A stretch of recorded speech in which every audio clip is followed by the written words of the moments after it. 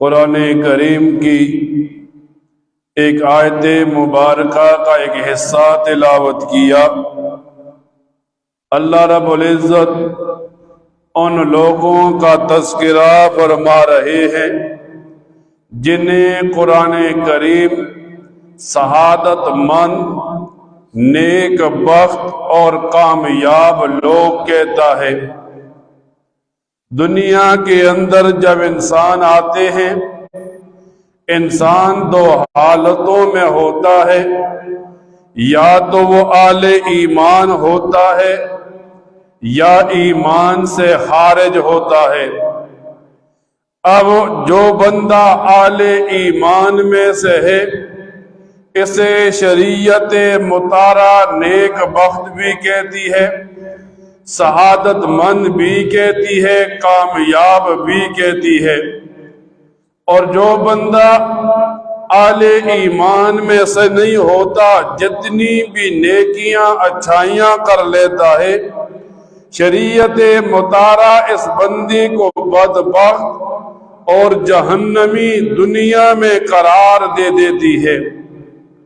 پھر جب آدمی اہل ایمان میں سے ہوتا ہے، اس کی دو حالتیں بن جاتی ہیں، یا تو وہ رب الرحمن کا پیروکار ہوتا ہے، یا پھر وہ نفس اور شیطان کا پیروکار ہوتا ہے۔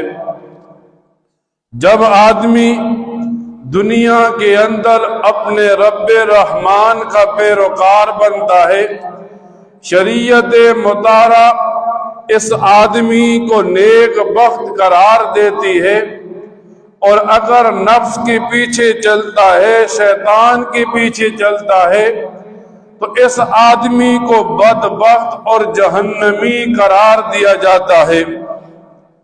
حدیث کی کتابوں میں یوں آتا ہے، حضرت علی المرتضی رضی اللہ تعالیٰ عنہ فرماتے ہیں، ایک دن ایک جنازہ چلا جا رہا تھا، اس جنازے کے ساتھ میں بھی تھا۔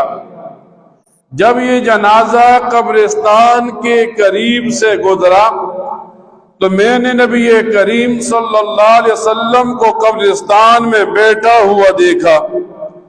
نبی کریم صلی اللہ علیہ وسلم کے ہاتھ میں ایک چھڑی تھی، اور نبی کریم صلی اللہ علیہ وسلم اس چھڑی سے زمین کو کورید رہے تھے، اور فرمانے لگے، اے علی، دنیا میں کوئی ایسا شخص نہیں جس کے لیے جنت یا جہنم نہ لکھ دی گئی ہو، دنیا میں کوئی ایسا شخص نہیں جس کے لیے نیک بختی اور بد بختی نہ لکھ دی گئی ہو۔